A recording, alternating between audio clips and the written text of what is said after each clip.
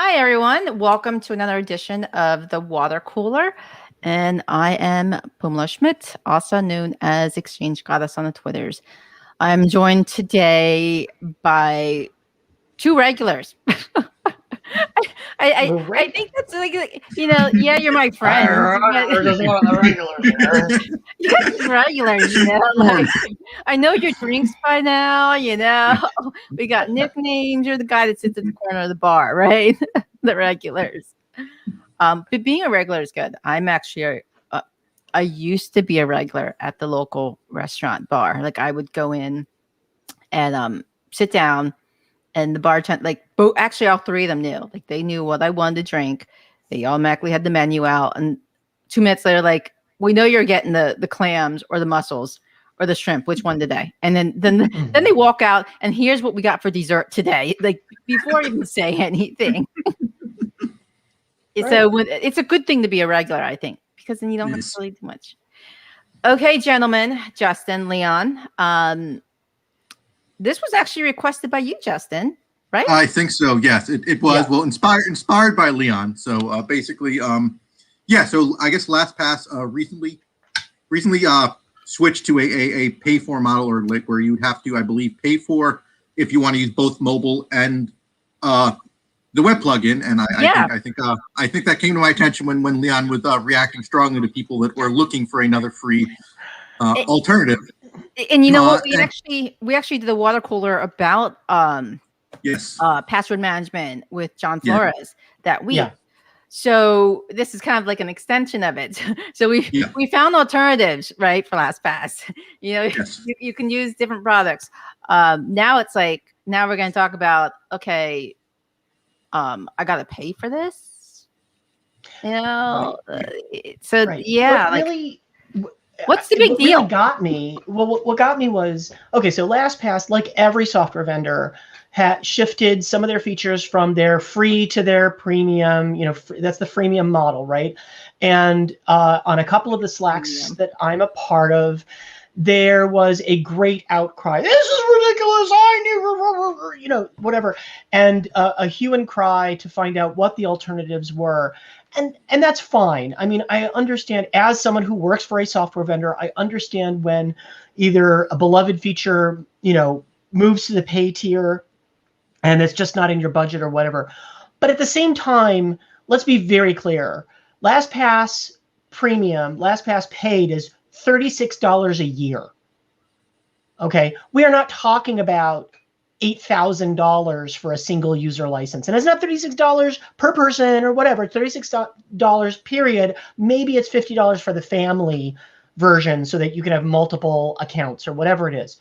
But that's it. We're not talking about breaking the bank. And the thing that really got me was, we're not talking about your favorite, like snipping tool on your browser, or something that's going to, like, your file format converter, or something that's just a utility.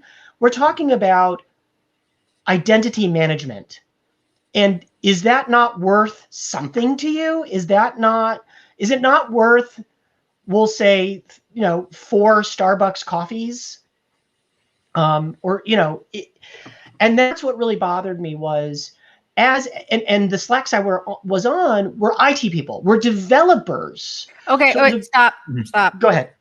All I gotta say is, okay, if you are walking around with a Louis Vuitton bag or some fancy schmancy shoes, guy or girl, right, on gender, like, whatever you identify as, or fancy clothes, whatever, something expensive, right? Mm-hmm. Then paying a little bit for software, I don't think should be a big deal. Like, I really, if you're going to spend $2,000 on a handbag or a Lego set, right? Because it is so exclusive. You can spend $30 a year on identity management or whatever software, or email. Yes, Gmail's free. Awesome. But you know what? There's also other things that come through too. If you want something a little bit tighter, more secure and more controlled, you got to pay for the email. Less spam.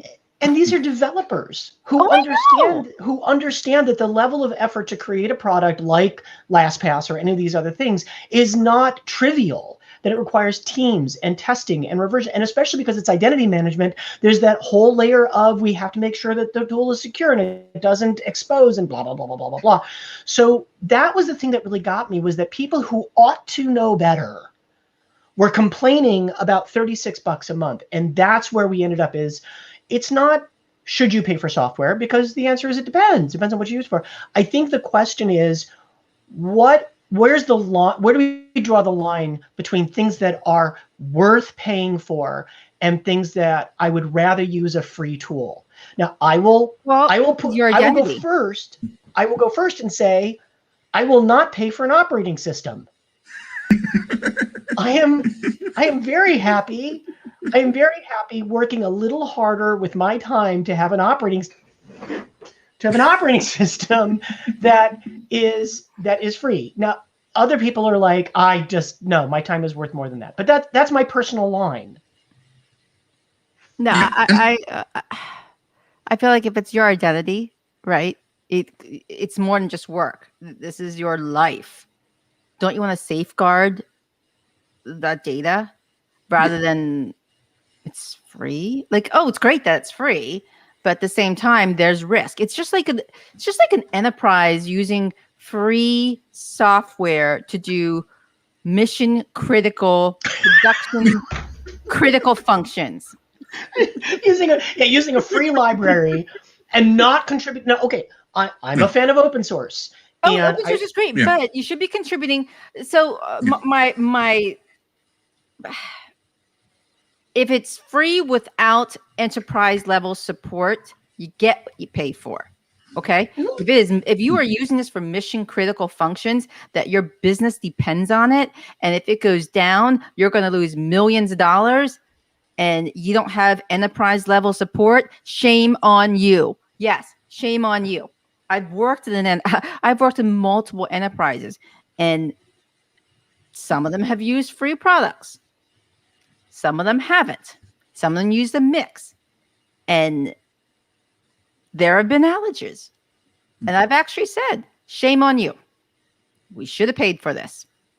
And oftentimes, it takes a major outage for people to learn their lessons. Just like the time I had someone buy me a tray of SATA drives to run Exchange on, because they read the freaking white paper that Exchange could run on SATA drives. Yeah. How'd that go over when Exchange, after 2 databases, plopped? Yeah, that didn't go over well. I actually did not. So did you throw the SATA drive at their head or? No, I let Exchange fall. Okay. The phone rang, and I did not pick it up because that was higher ups. I ignored the phone. And then my cube mate, the cubicle behind me, that phone rang. And I turned around and said, you better not fucking pick up that phone. I will cut your fingers off. The next phone rang. I said the same thing. The phone rang in the other cube. I told her, but do not pick up the phone. Let it fall. I hated it as an Exchange guy. I hated watching the environment just completely collapse. It was 8:30 in the morning, U.S. Eastern time. So people were just coming on. Central time, people were just waking up. Europe was already running, right? We were a global organization. And I hated watching the disaster. Because I'm like, I want to fix this, but I couldn't. It's the definition of slow motion train wreck. Yeah. And by lunchtime, I did have it back up after I was like, okay. When you don't listen to your engineers, your experts, and they tell you this is what you need, but you go with something cheaper because you think it's going to work. And it's the same thing with free software. Sometimes it works, but mission critical, if you don't have the support level and you can't guarantee that it's going to be up and running 24/7 when you need it to run, when all 30,000 employees jump on at the same time. Right. You don't have all the nines, right? Do you have all 9 nines? You don't know that. Free software, there's some great ones out there, but rarely would I put it in mission critical production functions. It's just, that's my take on it. And if you're in IT, especially if you've been in for years, I know you're making some good money. You can pay for software. New people entering, I get it. I get it. I totally get it. Money's tight. Yeah, and that's the thing. I mean, I've just had, so I'm starting a new project. I got two, really green guys, and I'm sitting there and like making sure, like, buy headphones and expense them or whatever, and I'm going to pass them to their bosses and making sure that happens. And obviously, yeah, when we're talking about like, we're talking about us who have our, Louis Vuittons or our, our nice schools or whatever we have, we have decent paychecks and mortgages and all that comes with that. But I think another thing to consider with the password manager, there's a cloud component to this. Like if we were using, like SSH is a security thing I depend on that's free or whatever that I don't directly pay for, but there's no, it's going over the internet to go between the server and the client, but like there's no cloud server in the middle. I'm depending my desktop set up, I'm depending on the server set up by whoever. LastPass, like there's this intrinsic cloud, cloud component of it syncing everywhere, and that's so you're not just sitting there and like paying for the sunk cost of some developer's time who said I wrote this open source thing and right. Whatever, like you're paying like they have there's intrinsic bills to be paid for that, there's intrinsic upkeep for that. There's a fundamental difference between PKZip and LastPass. Yeah. Which PKZip was written by a single guy and maintained by a single guy for a long time, and then it got bought out and blah blah blah. But it was a single person. It was the quintessential genius in the basement who came up with an idea, executed on his own more or less, and got his venture capital and went on. But yeah, LastPass, all these other things. That the model is fundamentally different now. I think what I want to focus on, though, is as individuals, as individual IT practitioners who move about the world and in our professional lives, Pumala, to your point, you would never dream of okaying for a boss and saying, no, absolutely, you got some hard drives that fell off a truck? Yeah, let's use those in our mission critical email app. Sure, you would never say that. And yet the same techs who would be so strict and so disciplined at work in their personal lives, when they think about like what VPN do you use, what password manager do you use, what antivirus, oh my gosh, antivirus, the outrage people feel at the idea of paying for antivirus software. Now there's two major names in antivirus and I hate them both. I won't pay for them, not because I don't want to pay for antivirus, because I hate those two particular ones. That's just, I just personally don't like the feature set, the way they work, how, I just don't like the way that the software operates. But at the same time, I'm not against paying for antivirus software. And someone who's saying, yeah, but I've got, if you look around my office, I have a few screens here. So I've got this computer and that computer and this computer and that computer. And when you start to add up all the screens in the house, it can add up to something. But again, what's the ROI? What am I protecting? It matters. So the question I have is, as individuals, as people who are IT aware folks, what do we pay for and what don't we, and why?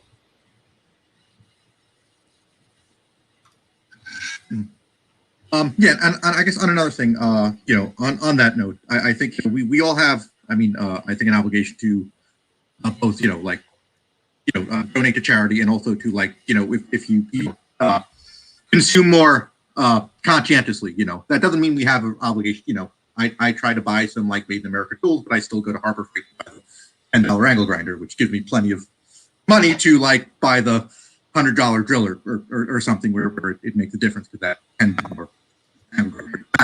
And we do have to consider maybe for some of you, you just feel like the password manager is not that big a deal.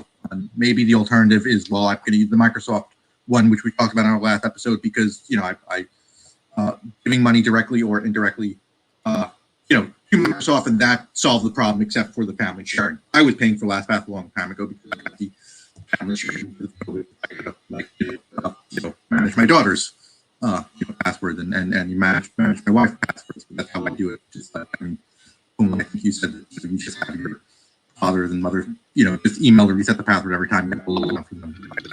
Try to get my actually the password manager.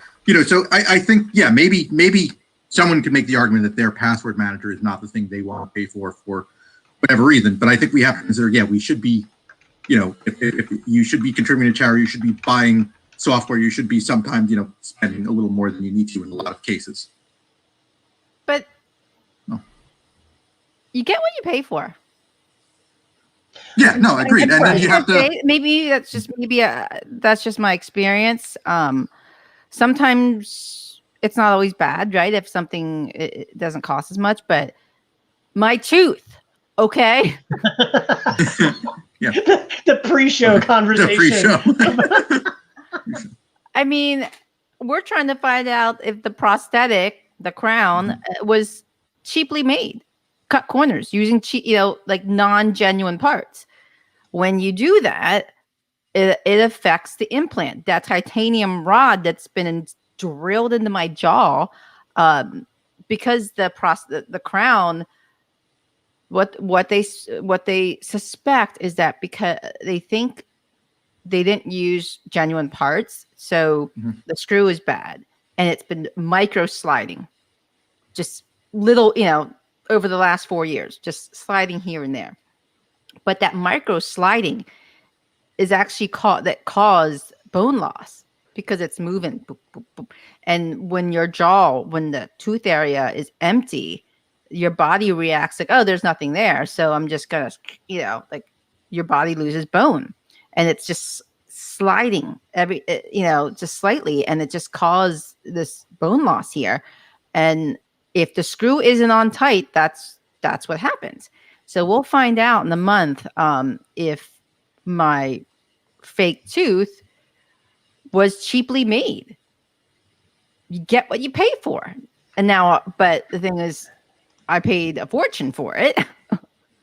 Right. But I'm sure, whoever sold the crown to my dentist. Right. Yeah, I'm sure.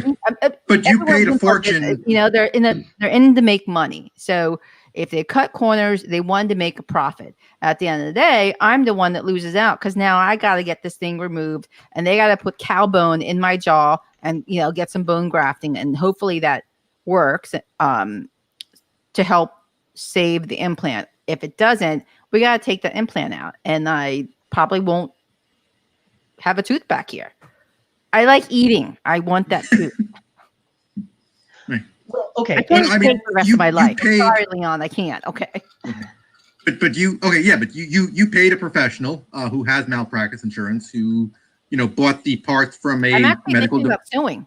Yeah, who bought it from an FDA manufacturer who had some errors and omission insurance. Like you all throughout the chain, like part of the thing that you paid for was you paid for access to insurance. And part of if I pay for LastPass, I can sue them or whatever. There's some errors and omission.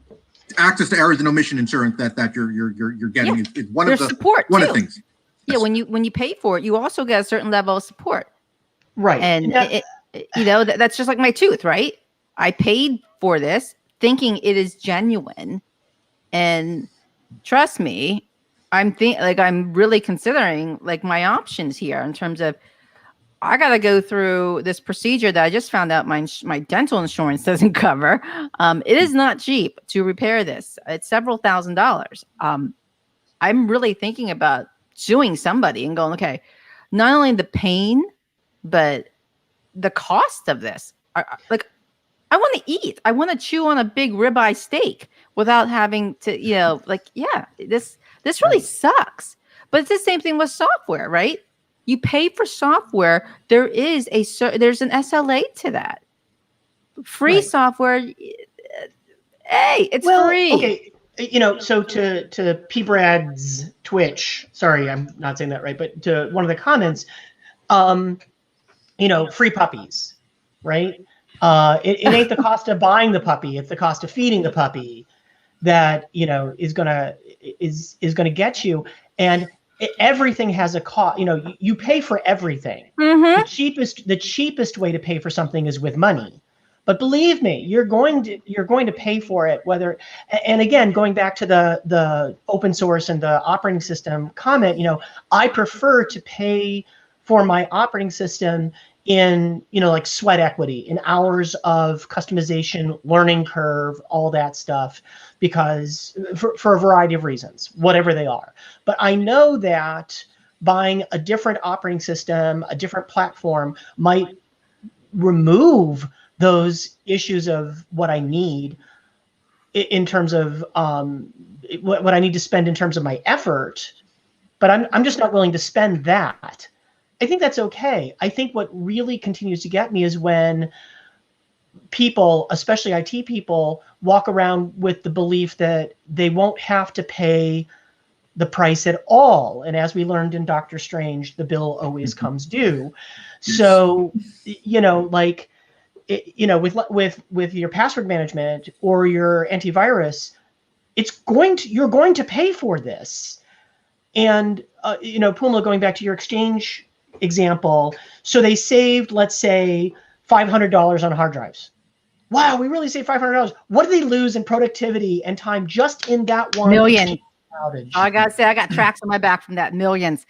I don't regret it at all. I have no regrets whatsoever. Let me just tell you though, within 3 days, I got some really, really fast drives, and I got 2 trays of them. Right. Yeah, it's no regrets, because sometimes you have to let things fall for people to get it. Like, this is mission critical. Like, you got to pay for some stuff. This is, again, putting it in personal perspective. Which things do we walk around saying, yeah, that can fail, I'm all right with that personally? It's just email. Yeah. Well, okay, but wait a second. Wait. I will say that, I got a couple of personal websites, and if they went down for a couple of hours, I wouldn't be particularly chuffed about it. I'm the same way, but email in a international company, okay, but my Gmail account, like, if it's not there for a couple of hours, I'm probably going to be okay. Yeah, like, personal wise, you'd be okay. For multi-billion-dollar corporation that operates globally, and a quarter of your business, like, business process uses email with partners and stuff. Yeah, like, it's not just email. I actually had a director say that to me. Oh, it's just email. Okay. Yeah. Calendaring. I'll turn it off. Email. Let's wait till those POs can't come in. Okay. I get into this as a monitoring engineer. I get into this conversation all the time. That's the story I love to tell, and I'm not going to tell it here. Is the chef who wanted a thermometer on the coolers to know when the temperature was too high or too low? It's $5,000, and the management said, too much money, we can't afford it. Long story short, the compressor died in the middle of the night, and all the coolers went above temperature. All the food was lost. In the morning, they had to bring in emergency staff to make the food, because it was a hospital, so they had to make 3 meals ahead. They had to buy emergency order of food. They had to buy a new compressor, all that. And the total cost for that was $1 million. Like, literally $1 million. Like, that was just stupid. It was, let it fall. Let it fall. Yep. No, you sometimes you have to. They don't listen to the experts. You hire experts, and then you don't listen to their advice. Well, you know what? I'm going to step back. And I've seen people hold things up with Band-Aids and bubble gum and duct tape. And I'm like, you know what? I get it, because you don't want business to fall, but if you keep doing that, you're actually shooting yourself in the foot. I'm not an advocate for letting things fall all the time, but there are times when you have to make your point, because as IT professionals, we are miracle makers, right? We shit miracles. We make things happen. Like, that used to be my slogan all the time. Like, I'd be like, I just shit miracles. Like, shit would just, like, systems just start running out of nowhere. Just because I spend all night working on it. We do. We shit miracles. So by shitting miracles, we shoot ourselves in the foot, because everyone assumes that it's just going to work. We're going to make this work. But if we Yes. We please. actually got proper software and we had proper processes. We wouldn't miss Thanksgiving dinner with our families because we were working on P2Ving 50 machines, right? Right. It's things like that. Like you're like, Well, okay, and there's I a think price that for everything. we're at a point right now here in 2021. We are at a unique point in IT, at least unique from my 30-year perspective, that the business over the last 12 months has come to the shocking realization that not only is IT not a cost center, not only is IT not nice, but not it's not a part of the business that's in a race to the bottom commoditization campaign, that the business not only depends on IT, in many cases, that the business is IT. It actually is the core of the business. And I've heard multiple executives now start to recognize and express the recognition. We always said we could go back to paper and pencil if we had to, and that's actually not true. And this last year has proven it to them. Now that's the business recognition, but IT is in a very unique position where if we are smart, what we can do now is we can learn the language of business. We can stop talking about speeds and feeds. We can start talking about these very real impacts, not about it's going to be 1,400 bits per second faster and whatever. Like, the business doesn't care about that. The business cares about increasing revenue, reducing cost, removing risk. But if you can say this thing will reduce our costs over the year by this thing, or remove this amount of risk, which represents $1 million of sudden loss, or whatever it is, if we can start to do that, the business is actually ready for us to take our place in these business decisions and business conversations, so that they stop kicking us in the rear end because they think they're going to save a couple pennies on some hard drives. But we've got to sort of step up, and we have to stop being, talking about the nerd knobs. Yeah. Why is it I always get hungry when I'm streaming? Because you're used to, people want to see what you're eating tonight. And you also talk about food, a not insignificant amount. Yes. Streaming makes me hungry. If it's not cake, it's lobster or ribeye. Actually, I prefer filet mignon because the meat's more tender. Ah, there we go. And it didn't dawn on me till recently why I preferred the filet. I always thought because of the taste and whatever, but it's because the texture. Because my lack of teeth. I take certain medications that actually affect your teeth and stuff. So, I see the dentist often. You're like this, but you're not finished. Yeah. Actually, you know what? I've got his cell phone number.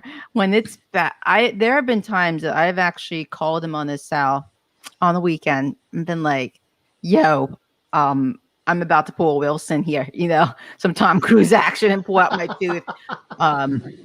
The one time I was it was bad, and he gave me his cell phone, and he's like, "If it ever gets bad, just text me, call me." So we're like, and I've been going them for like 20 some years now. So it's like, and I do the same thing for my dad. Like when my dad had really bad, hit a toothache this past spring, I text him, "Dad's got toothache. Can you see him?" He's like, "Yeah, I'll make time. Have him come in before the office opens." So I give him a lot of money. I probably help pay for his cars. There you go. Yes. John Porterhouse. I'm Porterhouse. I had a smoked porterhouse the other week, and it was okay. Like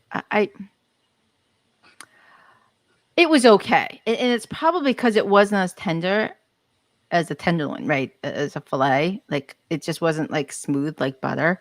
Like I can cut into it, and you bite into it. It's just like, oh, it just melts in your mouth. The porterhouse was a little chewy, so I could tell with my teeth. And I've actually had some fillets in Europe that weren't as tender as the US. Maybe because we just put way too many antibiotics in our cows. I don't know. Like some of the meat that I've eaten in Europe, still doesn't beat me going to my local butcher that probably is shot up with antibiotics and all sorts of drugs. But the meat is so tender here compared to what I've experienced overseas, except for Brazilian beef, because that's just like freaking, or Argentina. We're gonna bring in the Argentinian, Brazil. Yeah, because that's and Wagyu. See, and now talk about travel makes me like soon. Right. I just found out next Thursday they're opening it up to 50 plus in Ohio. So nice, congrats. Universe Nevers, it's one of my freaking your age ass now. I'm still 29. You know? Right? No, I get my second shot next Friday on the 19th.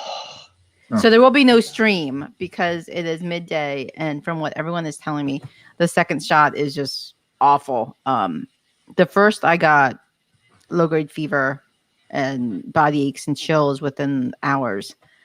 So hopefully I don't get any symptoms with the second shot, but we'll see. My cousin got the Johnson & Johnson one, and she's been fine. She got it on Sunday. She has no side effects. So I told her it's awesome.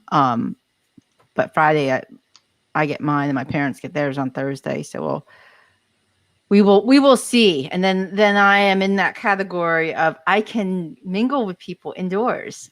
Right.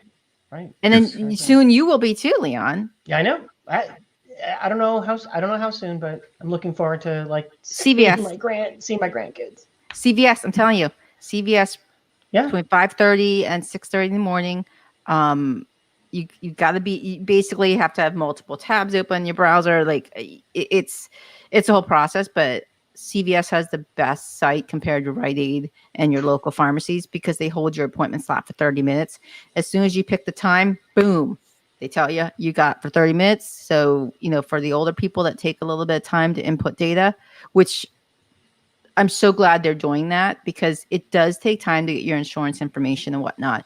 They definitely did the accessibility factor.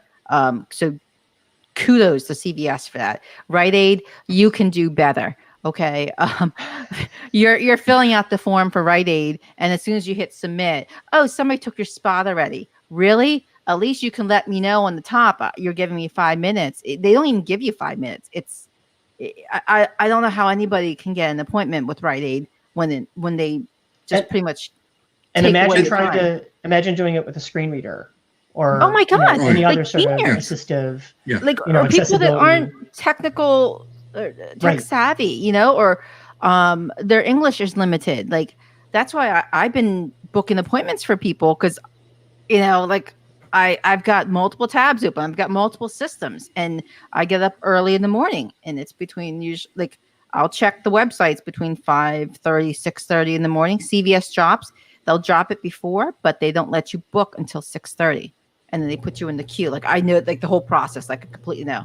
But it's the best compared to all the pharmacies that I've been trying to get appointments for. So, and CVS is open in Ohio, Leon.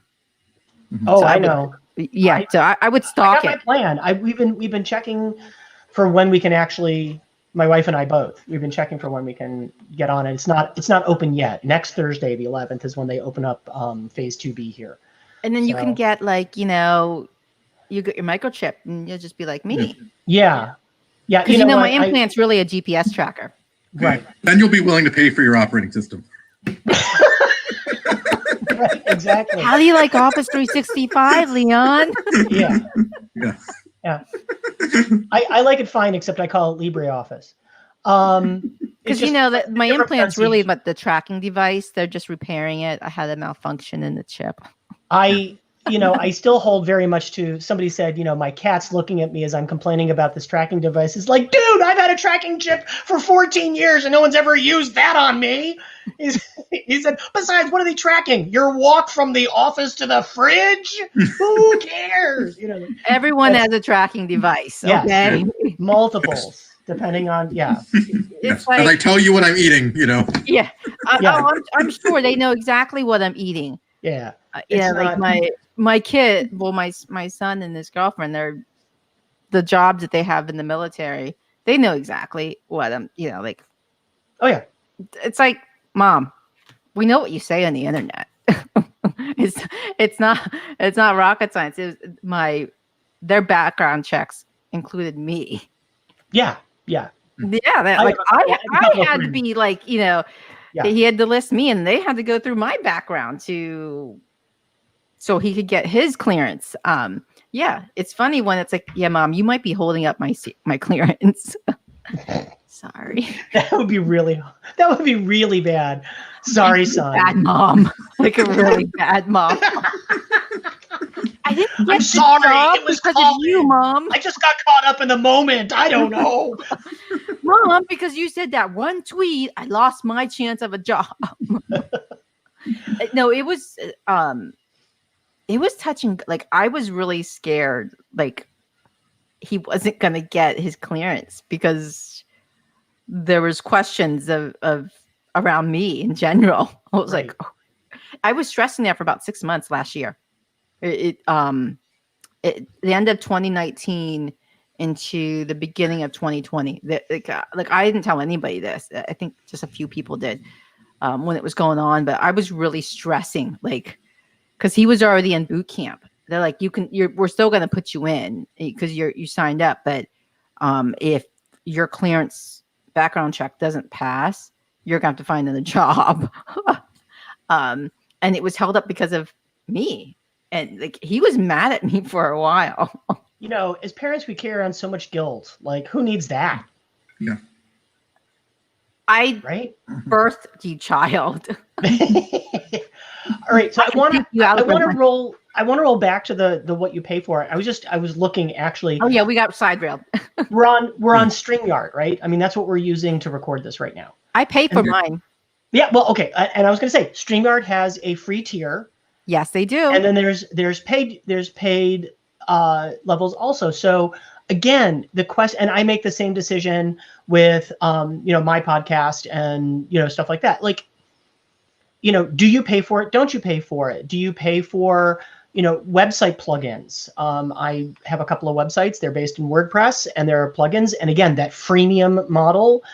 So how do you draw that? Okay, so security seems to be a no-brainer. Like, if it's your personal security, you probably ought to pay for it, whether that's antivirus, malware, spyware, password, VPN, password. That makes kind of intuitive sense. But when you're talking about, for example, I've got a Hootsuite plugin. I don't pay for my Hootsuite account because it's like $270 a year or something like that. Like, that's just, I will only schedule 30 posts at a time. I can live with that. But the plugin to go from when I post something on Technically Religious to the, Twitter and Facebook and all that stuff, like, do I pay for that or not? Is that is that a real service or not? I struggle with whether it's worth it to me. And I think the question is, would it hurt me to switch to something else? And the answer is no. So I guess it's not providing that valuable a service, but I still sit there and wonder. Yeah, I mean, I've had the similar thing with Zoom. Apparently, if I paid for Zoom, I could stream directly to YouTube. For them. I've had those things. The free one you can Zoom. The free one you can go to YouTube. You can stream to YouTube. The free tier, I believe. No, it wouldn't. Yeah, they change it. They keep changing.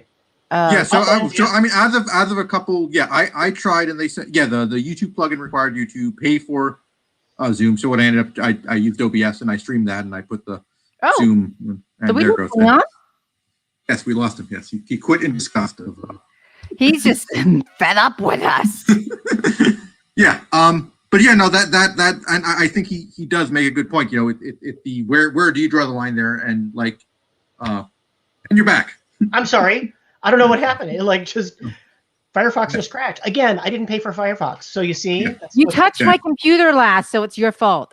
Yes. Right. I walked within 4 feet of a computer, and it's my fault. No, I get it. Yeah. But yeah, I do think that alternative is a good point. And are you making money with this? I mean, I've sat there and thought about, like, if my YouTube live coding streaming, if I get to the point where it gets interesting, get the following, I probably would pay for something. I'm still trying to figure out. I mean, I do donate to OBS on Patreon, whatever, $5. a month or whatever, because I use that for a lot of things. I use that professionally. Sometimes I put in the plug in to stream your cell phone cam, and I set myself up there for like, remember in grade school where you had like the picture where the picture in your side picture? I set up like 5 cell phones pointing at me, and just I have 5 pictures of me. Yeah, you're really jittery, Justin. I am. My like, am I shake my? No, your video is amazing, but your But audio, my audio is jittery. having an issue. Yeah. I don't know. Okay, maybe. I don't know. I do pay. I pay for my StreamYard too, so I pay for the not the professional tier, but the one in between. Right. I think Basic. Is what they call it. The basic, which gives you a little bit more features. You could stream to more destinations. You get branding. And that was, important for me from the branding perspective, and also streaming to multiple locations. But I wanted to be able to put the current status branding and also have multiple brandings and not have the StreamYard logo. But if we weren't doing the current status, totally free, because if I'm just streaming to Twitch, right, it's all good. But knowing that I can go to Twitch and YouTube and somewhere else, that's nice, because it's all about visibility, and reaching the community and reaching people. So the more avenues, the better. But I think I'm gonna end up going to the professional tier. It's $50 a month. So I'm like, I wish it was like maybe a little bit less, because you go from 25 to 50. If it was like 35, 40, I probably would have done it by now. But $50, I'm kind of like, it's like real money. So you get 1080p streaming versus the 720p. Nobody wants to see my face in 1080p. Really. But you know what? Like when you look at the video though, like on YouTube, you're like, oh wow, that looks really, really nice. Like I'm looking at, us right now on the broadcast room, and everybody looks really great. But when you look at the replays, sometimes it doesn't come out as great. So I'm like, do I want to pay the $50 a month? Maybe we'll see, right? Maybe if I get a raise. Right. Because this is all personal, right? Again, this is personal. Work is not paying for this. This is all stuff that I pay for. Work does not pay for. Just to clarify, people think, oh, Microsoft. No. Yes.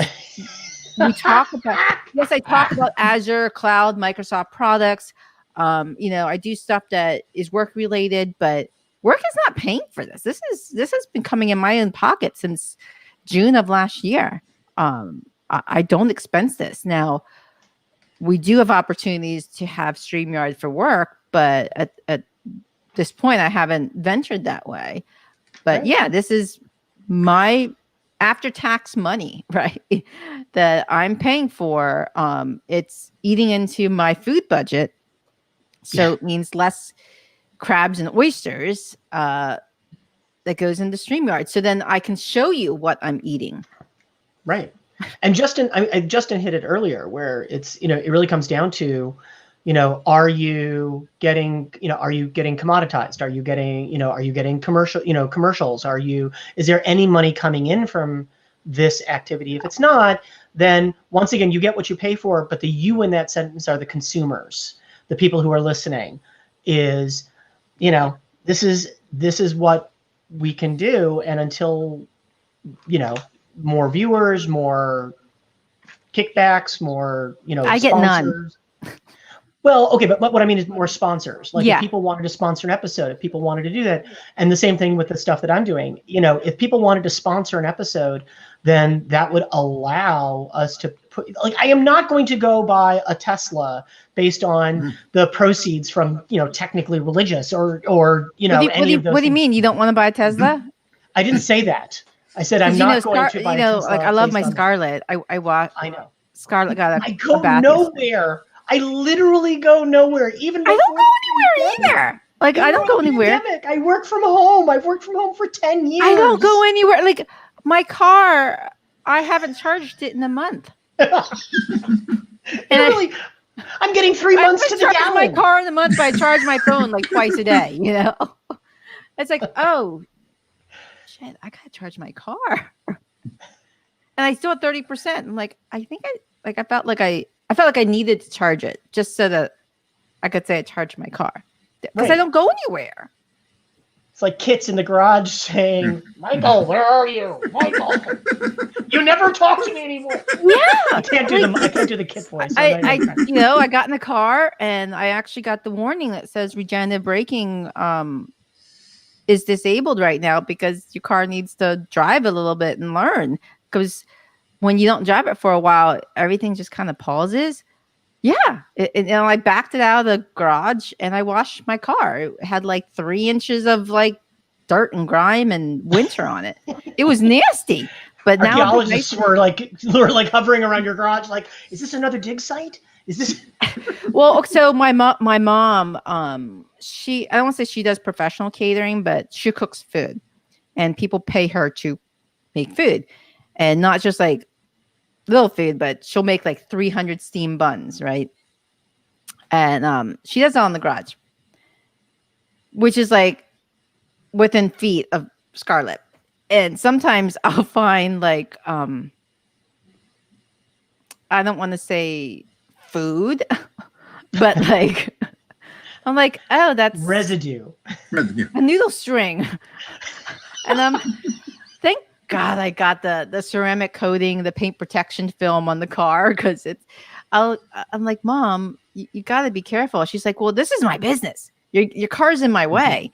But yeah, I mean, like she's steaming like 300 buns all, in the garage, and it's just the car just had like film. So I washed it and I put it back in the garage and I charged my car. Yeah, but I have no place to go. Oh, I did go. I went to the oral surgeon today, which was 2 miles away. Right. That's. Right. Yeah.